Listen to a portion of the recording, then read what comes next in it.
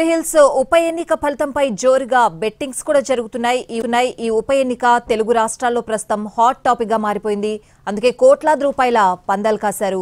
Congress, BRS, బీజేపీల మధ్య హోరాహోరీ పోరు జరగడంతో పందెం రాయుళ్లు ఎగబడ్డారు. ఇవాల్టి ఫలితంపై పందెం రాయుళ్లు బోలెడు ఆశలు పెట్టుకున్నారు. జూబ్లీహిల్స్ ఉప ఎన్నికపై బెట్టింగ్ రాయుళ్లు భారీ స్థాయిలో బెట్టింగ్లు కాశారు.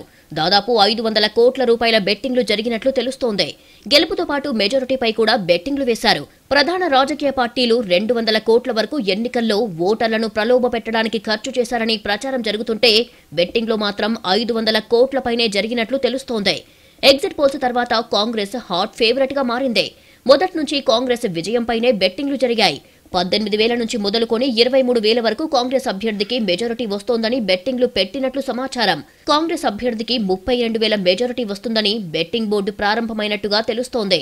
హైదరాబాద్, విజయవాడ, భీమవరం ప్రధాన బెట్టింగ్ కేంద్రాలుగా ఉన్నాయి. హైదరాబాద్ లో కుకట్పల్లి ప్రాంతంలో అత్యధికంగా బెట్టింగ్ జరిగినట్టు తెలుస్తోంది.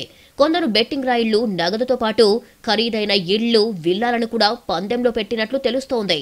జూబ్లీహిల్స్ ఉప ఎన్నిక మినీ యుద్ధాన్ని తలపించింది. అన్ని ప్రధాన పార్టీలు ప్రతిష్టాత్మకంగా తీసుకున్నాయి. హోరాహోరీగా ప్రచారం చేశాయి. హేమాహేమీలంతా ప్రచారంలో పాల్గొన్నారు. జూబ్లీహిల్స్ ఉప ఎన్నిక ప్రచారం వ్యక్తిగత విమర్శలతో యుద్ధాన్ని తలపించింది. ఇక అధికార పార్టీ నుంచి మంత్రులతో పాటు ముఖ్యమంత్రి కూడా ప్రచారంలో పాల్గొన్నారు. తెలుగు రాష్ట్రాల చరిత్రలోనే ఇంత భారీ స్థాయిలో ఏ ఉప ఎన్నికకు జరగనంతగా హోరాహోరీగా ప్రచారం, పోల్ మేనేజ్మెంట్ జూబ్లీహిల్స్ ఉప ఎన్నికల్లో జరిగినట్లు స్పష్టమవుతోంది. కాంగ్రెస్ విజయంపై ధీమాతో ఉండగా తాము గెలుస్తామనే విశ్వాసంతో బీఆర్ఎస్ ఉంది. గౌరవప్రదమైన ఓట్లు రాకపోతాయా అనే అంచనాలతో బీజేపీ ఉంది. శుక్రవారం ఉదయం 10 గంటలకల్లా ఫలితం తేలనుంది. దీంతో బెట్టింగ్లు ఇంకా కొనసాగుతూనే ఉన్నాయి. కాంగ్రెస్ విజయం, మెజారిటీపై బెట్టింగ్ కాసిన వాళ్ల శాతం ఎక్కువగా ఉంది. బీఆర్ఎస్ గెలిస్తే 3 రెట్లు అధికంగా ఇచ్చే విధంగా బెట్టింగ్లు కాశారు. తెలుగు రాష్ట్రాల్లోనే కాకుండా అమెరికాలో ఉంటున్న తెలుగు వాళ్లు సైతం జూబ్లీహిల్స్ ఉప ఎన్నికపై భారీగా బెట్టింగ్ పెట్టినట్లు తెలుస్తోంది.